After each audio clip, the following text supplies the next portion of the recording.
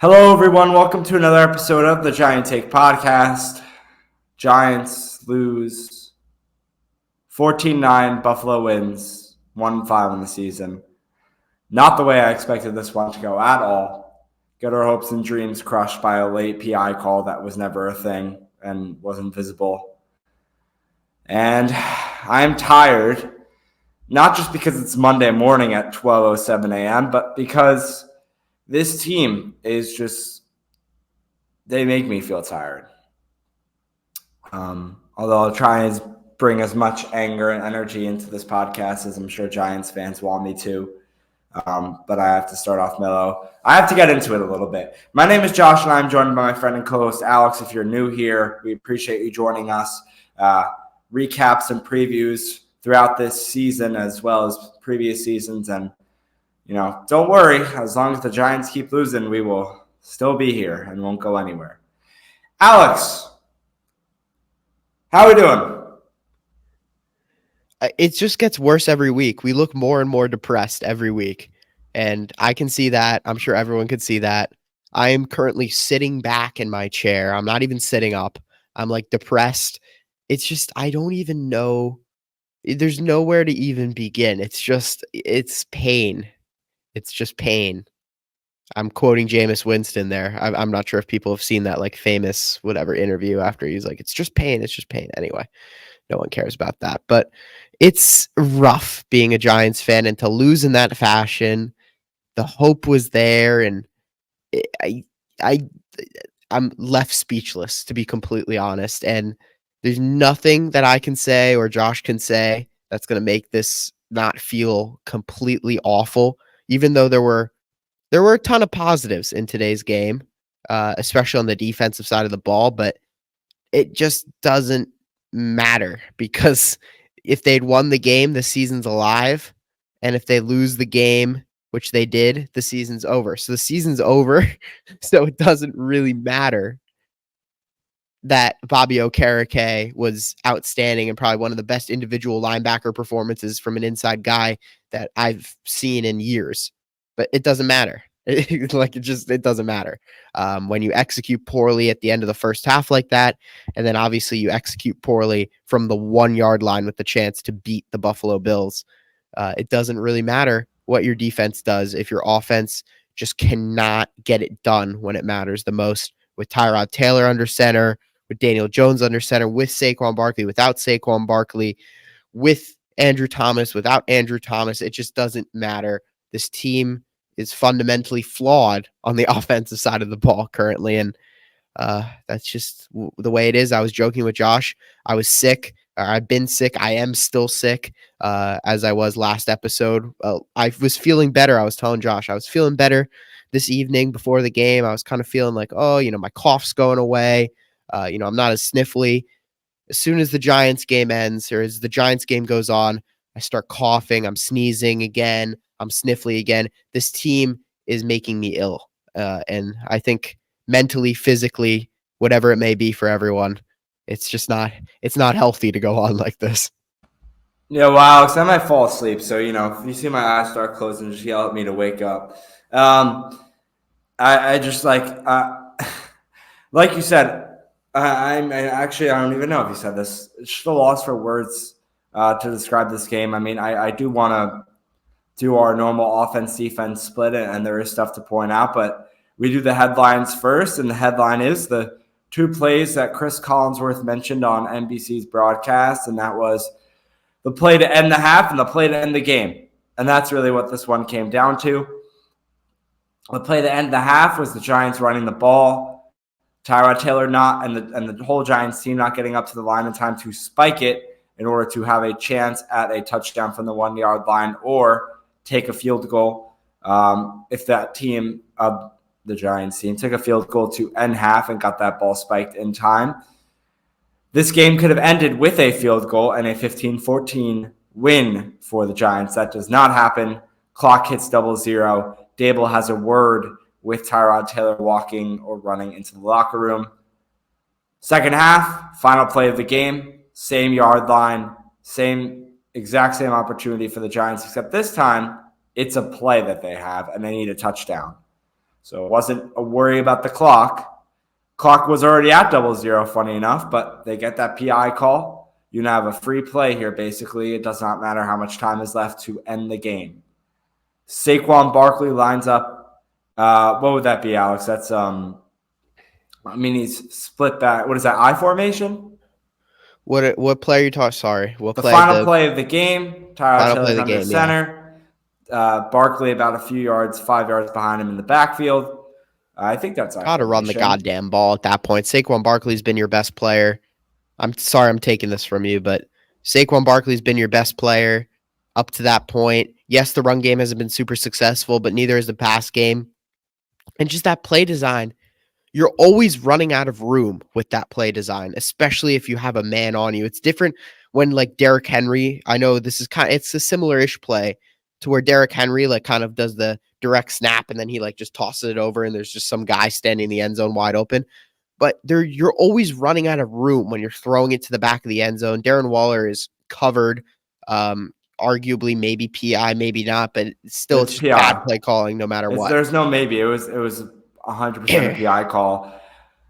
Defender was turned. I don't even know what the defender was. Defender was turned towards Waller, not the ball. Had his arm completely over the jersey, and it's arguably. No, it's arguable. That's what I was going at. I just said it wrong the first time, or at least it felt like I said it wrong the first time. It's arguable that PI.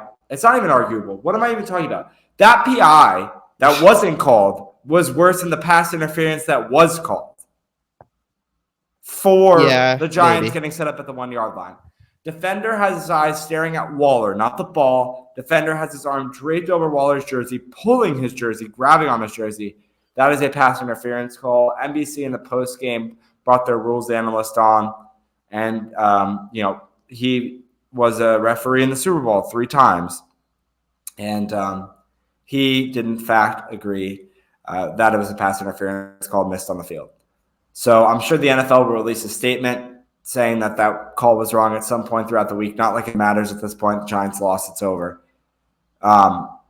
Just unfortunate that we still live in like a time in 2023 that games can be decided on missed calls, where like they've brought in all of these things now with the replay review, and under 2 minutes, no coach's challenge because everything's an automatic review. And yet that PI call is just whatever's on the field stays on the field, and that's it. And I can understand, we know about the Rams and Saints game, how we don't want those crucial decisions getting looked at like that detailed.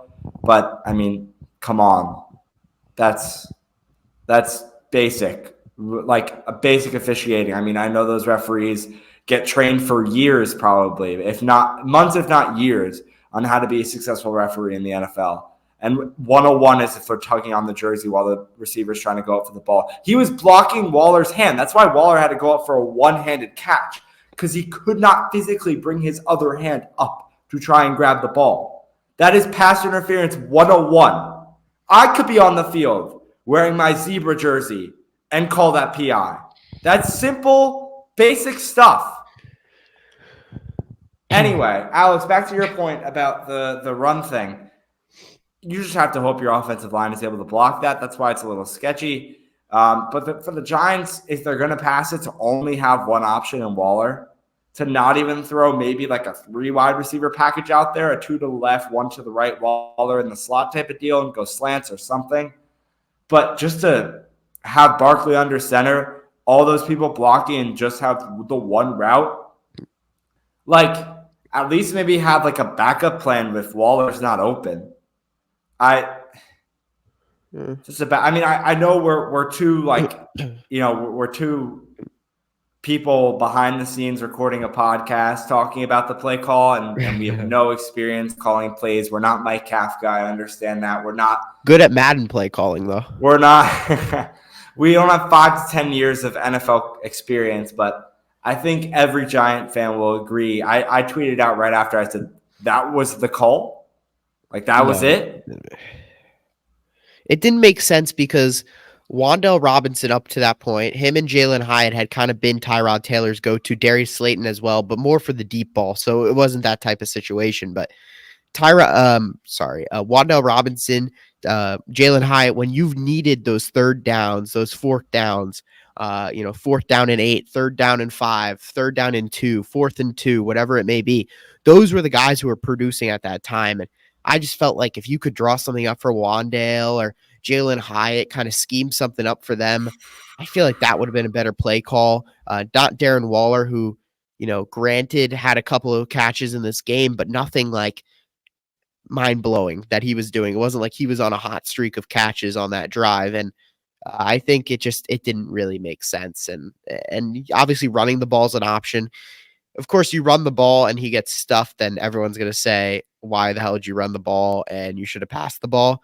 But I think if they did something like a Wandale, some sort of trickery, some sort of cool niche play, I think that would have been better. You got to go to your guys who are on the hot hand, and I think that's what Dable just didn't do. And to be honest, those 2 play calls, right? You run in one situation where it makes no sense to run whatsoever, and then you don't run in the other situation where it makes sense. It could make sense, it could not make sense, but the fact that you run the ball in that situation, obviously it was a Tyrod Taylor check out of that play audible, but just very frustrating to see these stupid mistakes kill us time and time again.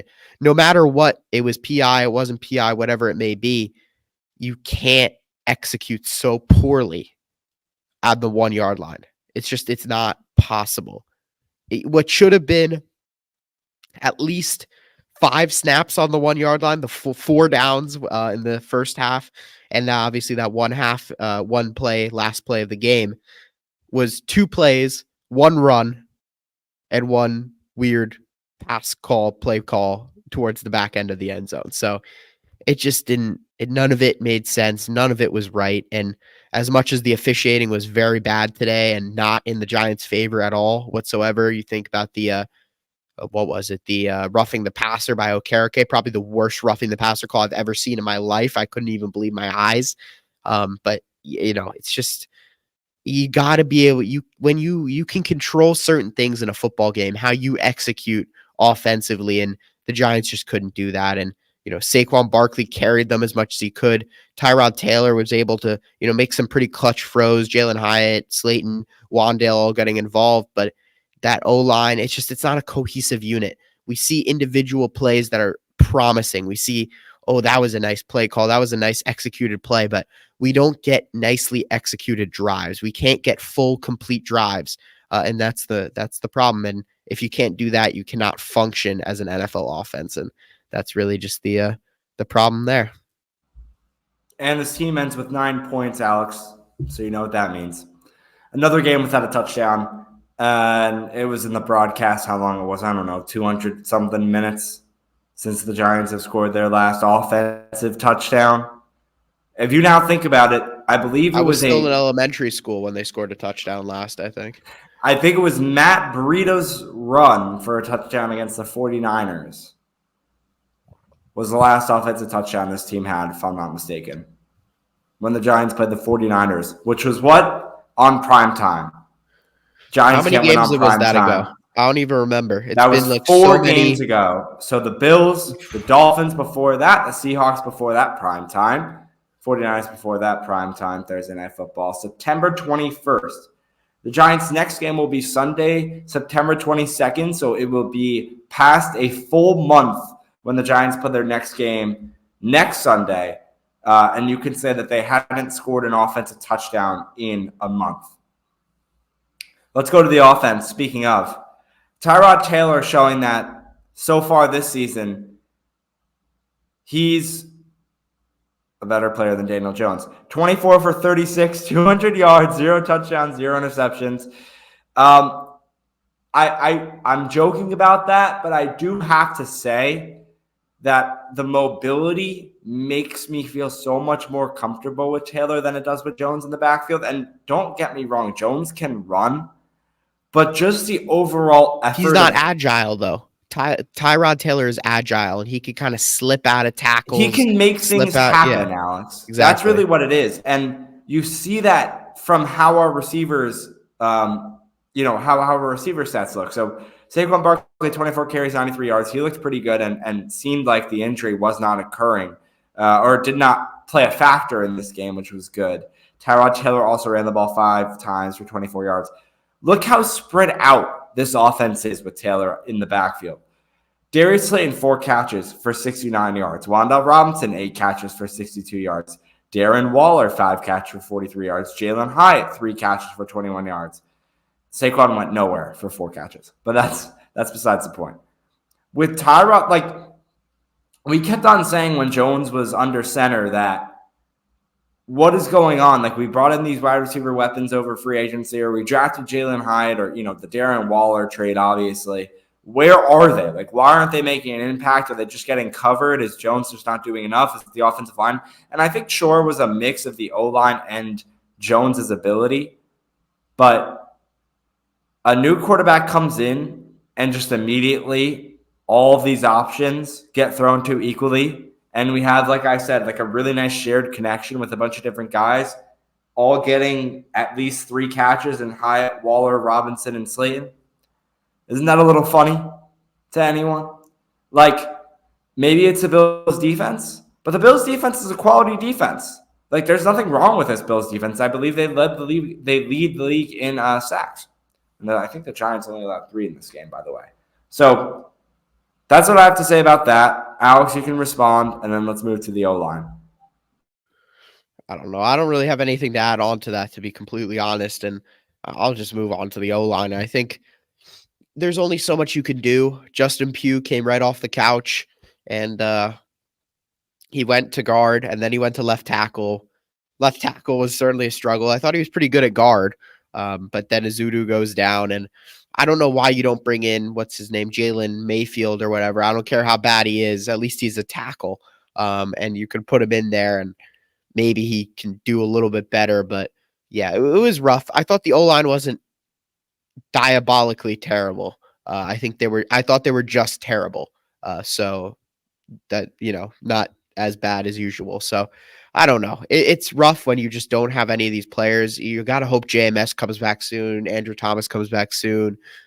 Who else is out? Azudu comes back soon. You just got to hope these guys get healthy and you could build a cohesive unit. And it's not going to be pretty for weeks and weeks, but at least you can hope second half of the season this line could get some momentum together, because otherwise it's just unplayable on the offensive side of the ball, whether it's running or passing. And it's rough to watch right now. So I feel like we talk about this every single game. So like, I'm sick of talking about it, but it is the main factor on offense that's keeping us back. And it's not good enough. And, people have to be held accountable.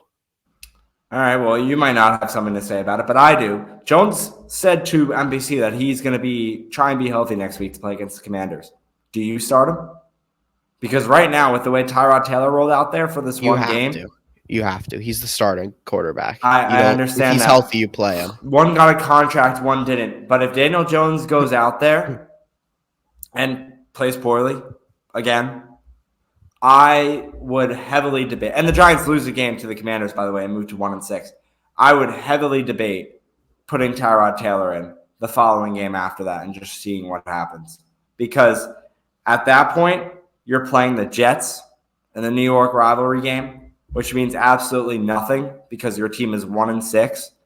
And you have Daniel Jones on a contract. That's a big one. So, I don't know, man. Taylor looks really good in this game. It's not, but we're a podcast and we can debate about this and we can do hypotheticals. So, F it, I'm doing hypotheticals. I would not have a problem if Daniel Jones played badly against the Commanders next week to say, why not? Let's try Taylor out there. He played well a couple weeks ago. Tyrod Taylor looked good tonight. Looked really good tonight, in my opinion, for a backup. I mean, under that O-line. What I just liked is he made things happen. Like, we have not seen Jalen Hyatt at all. We have not seen Darren Waller have a game. Tyrod Taylor under center, they have games that are good. Consistent performance. That's all we ask from these wide receivers. And I feel like with Jones there, he hasn't been able to give that to us. So, but neither of them have been able to execute. a full drive. So does it really matter? Neither of them could finish anything off. So Tyrod could look great going all the way down to the 1 yard line. But if they can't punch it in, it really doesn't matter at all, whether it's Jones, Tyrod Taylor, or me at quarterback. It just doesn't matter because you're not scoring any points. Like, it doesn't matter who it is at that point. Who looks great, who looks bad. No one is able to execute fully. And until then, if someone could come in and execute fully off the street and they can take it from the 25 from kickoff and bring it down for a touchdown, then we can sign them as our quarterback, because right now, neither Jones nor Tyrod Taylor can do that. And of course, part of that is the situation, but part of it is just a little bit inadequate play from both of them as well. All right, we're going to move to the defense. Let's just take a break before we do that. Did you have a good look at the last play? I mean, there was some thought that he was settled by the last play. Yeah, what was it called? Did you think about running the ball in the last play? There was some discussion, but we had been stopped on 2 3-and-1s. We had been stopped on the goal line at the end of the half. So I thought it was a good call by Mike. So honestly, when it comes to the defense, absolute solid, rock solid performance from them. I've been saying this every week. The defense have kept this Giants team in games. And what this offense has done, it's sad. It really is sad, because this defense, they're busting their asses every single week to help perform for this Giants team. And they've kept this team in game after game after game, or at least have made margins of losing not as bad as they could be against like the Dolphins and the 49ers and the Seahawks. The defense has held this team in games, and the offense does absolutely nothing about it. A performer that I want to mention, as Alex said earlier in the episode, was Bobby Okereke, having a game of his career with 11 tackles, 2 tackles for loss, 2 pass deflections, one of them leading to the Micah McFadden interception.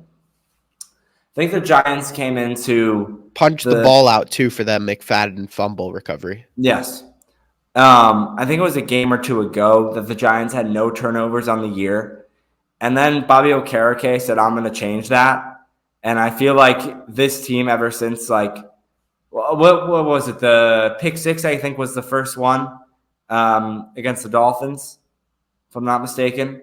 The first turnover of the year. And, ever since then, this defense has been, well, even before that, this defense has been rock solid. I don't know what I'm saying, bro. It's getting to 12:30. But big shout out to Bobby Okereke, and that's what I really have to say on this defensive end. Just really solid performances. When you're letting up only 14 points against the Buffalo Bills, that's pretty damn good. So credit to the Giants defense for once again keeping them in this game. And honestly, I know they're getting paid millions of dollars, and they probably really don't care, for my salute to them. But I really, send my condolences to the Giants defense, because it's so upsetting probably as a defender on this team, knowing that you're keeping the team in the game and the offense does nothing about it every single time. That just sucks, I'm sure. So, yeah, that's what I have to say for the defense. Yeah, not much else to say to add on to that, but defense has been playing well, but like I said before with the quarterback situation, it really, none of it matters if you cannot put a complete performance on the field. Special teams, one of those penalties kind of killed us too. And like all 3 phases are just not good enough. And well, I shouldn't say that. Together, they're not good enough. Obviously the defense put together a pretty good performance against a Josh Allen that is obviously a top 3 quarterback in the league, I think, by pretty much all accounts from everyone. And holding him and his offense to 0 points in the first half, it's impressive. And then only giving up 14 total, and they didn't go down easy, right? Those were long, methodical drives that the Bills, really had to go through and just run the ball and take what they defense gave them. And they were not easy touchdowns to come by. Of course, at the end, once they got in the red zone, they were able to punch it in for touchdowns, which is the difference between a team like the Bills. Even on their worst days, obviously the Bills did not have a good day at all today. They were terrible by their standards, and they were still able to pull out the win because they have that quality in the red zone which they were able to do. Once they got to the red zone, they knew, okay, this is crunch time. This is where we got to focus and let's execute. And that's what they were able to do. And that's the difference in today's game, right? They executed in the red zone, specifically within the 5-yard line, and we could not execute within the 5-yard line and not within the 1-yard line. So that's pretty much the game right there. All right. Well, first, before I get to my last thing, I do want to give a prayer for prayers for Damian Harris. That was pretty wild. Yeah, that was very scary. Super scary scene. I'm having trouble with the words here late. Got put in the ambulance on the field after getting put in the stretcher, on the stretcher. Luckily, gave a thumbs up. Like, you could see it in the camera, but you couldn't even see his face. I mean, 5 medics around him, covering him in every area, strapping him in. They said he was stable in the ambulance, so that's good, at least. Yeah, but super, super scary scene. Scary scene. Prayers up for him. Hopefully, he's doing better and he'll be able to come back and have a quick recovery. So I'd say that. I got a text from a friend, Alex, and this will be our last little fun segment here on the show. So I'm sorry about the Giants game. That was awful to watch. What do you do at this point? Sell your team at the deadline or wait it out? So, like I said, Alex, a couple of weeks ago when we had that loss, the Giants season is over, right? I think that's what I said after the Seahawks game, because I said they're going to go to the Dolphins, they're going to lose that one, and they're going to go to Buffalo and lose there. They're going to be at 1-5, and that Seahawks loss, that was it for the season because they're going to lose the next 2. I mean, however it happened, again, did not expect that result tonight to keep me on the edge of my seat, only to lose all hope once again. But that did happen. This team's 1-5. What do you think about that? What do? We got Saquon Barkley, his franchise tag. We got Daniel Jones on that contract. No, they're not going to trade Daniel Jones. There's only a handful of players you could possibly trade or sell, quote unquote. Well, what do you think about looking to throw out Saquon Barkley to teams right here, before the trade deadline? A McCaffrey type trade, you're saying? Yeah, I think if you can get a 2nd round pick, I would do it probably right now. So on the offense side of the ball, it's him, maybe one of the receivers, maybe a Hodgins. I think you could possibly get some value for. Besides that, no one else is tradable on the offense. And then on defense, I think Leonard Williams, if you're willing to eat up, a large portion of his salary still this season and sell him to a contender, maybe you could get a mid-round pick. And Adoree Jackson, I think, is obviously the most valuable piece on that defense. And he's a tradable asset. And I think you could trade him. McKinney, another one you could trade as well. So those are the guys I think that are tradable pieces. But I could see them trading McKinney. I could see them trading. Who was I going to say? Who was I talking about before? I could see them trading a player like Hodgins, but I don't see them trading Saquon. I don't see them trading Leonard Williams or any of those guys. So I think it is. I don't think the Giants aren't built currently to be sellers, and that's the problem. They've got too many guys on huge contracts that no one wants. So that's the problem. You can't sell. They're in the position they are, and you kind of just gotta go as you go, if that makes sense, and just go as you can, and I should say, and kind of try to patch up the holes on this roster without fully rebuilding, if that makes sense. I think that's the only way of doing it. It's interesting though, because I want to think about this Giants front office, right, and Joe Schoen up at the top. How long does it take him to figure it out and to be like, okay, like where do we kind of go from here right now? Do we, we're going to pick high in the draft at this point. Like how soon until we start looking at maybe the quarterback options or the running back options if we're not going to keep Saquon, or another O lineman, because it looks like we need that, obviously. How long until Joe Schoen pulls the plug and Brian Daboll? Obviously Daboll's not, we know what Brian Daboll is. He's never going to tell you the season's over, right? But how long do we start to see it? until, how long does Joe Shane say, until he's like, all right, guys, let's start up our obviously they're already doing draft research, but you know what I'm saying? Like, when does he officially pull here's the the plug? thing. I don't think there's anything. You pull the plug. What are you going to do? There's nothing to I do. know. Like, Well, it's not like. do you think right now in this the locker room and the front office, do you think they believe it's over, or you think they still have do you think they believe they still have a chance in the playoff run? I think when you're a professional and you have belief in yourself as a player and that kind of thing, you don't look at things logically. So, yeah, I would say inside that locker room, I'm sure they still believe they can do it right.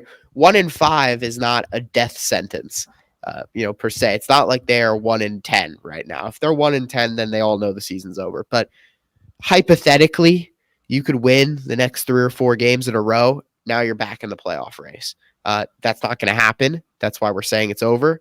But, as a player, that's not how you think. And as a GM, that's not how you think. And, maybe as a GM, that's how you think. But as a coach, that's certainly not how you think. So there's nothing for the Giants to do right now. You just got to hope we improve each and every week. Going forward, you got to hope you can develop some of your younger players, some of your more pivotal players going forward, and just make sure you can make some smart decisions. If you do get a enormous offer for Saquon Barkley, if you do get an enormous offer for someone like Xavier McKinney, you got to be smart. Don't say, okay, but they're going to be impactful in a potential playoff run this year. That's where you'd say, okay, if an outstanding offer comes, say a 3rd round pick or 2nd round pick for Xavier McKinney, you gotta take that. You can't think, oh, but what about the playoffs? So that's where it changes. But besides that, everything else really just has to stay status quo. All right. We thank you so much for listening, by the way, through this painful episode. I mean, I know it sounds like we're both tired and about to crumble up into a ball and cry. Tired of this team is what. Yeah, no, I mean, I don't think people, I think people do realize, but I think some people don't realize how tough it is, especially at almost 1 a.m. on Monday morning now, to lose that game like we do, take all of our composure, 5 minutes later hop onto microphones and just expect to give a full in-depth analysis and recap on a game like that. It's really tough. As a fan, to watch it is one thing. As for us to kind of give you, as the listener and the watcher, a full analysis and recap, it's hard. It's hard. So anyway, honestly, we appreciate it's really you. not that tough because I just sit here and say exactly what I'm thinking. And yeah, okay. You know what? I would agree. It is tough for sure. It's tough to sit here, but what we actually do is not tough, I would say. It's tough to sit here mentally. I would agree. Thanks so much for listening. I'm just ignoring Alex's comment. Thanks so much for listening and watching this episode of the podcast. We appreciate it. Hit that subscribe button. Drop a like if you're watching on YouTube. Hit that 5 stars, whatever you want to do. Twitter, TikTok, Instagram, Facebook, The Giant Take Pod. Alex on Twitter at Anorian23. I'm on Twitter at JoshSolo29. And stay tuned, as we will have a Commanders recap out either Thursday or Friday. So get excited for that one. All right. Thank you, everyone, for listening to today's episode. It's been a rough one, it's been month now, season so far. Hope everyone has a good week and can kind of drain this out of your memory. So that's all I can say. But tough loss, obviously. And I guess we'll see everyone back looking forward to the Commanders. Saying that sounds silly. No one's looking forward to it. But we have to be because we are Giants fans and we have no choice. Peace, everyone.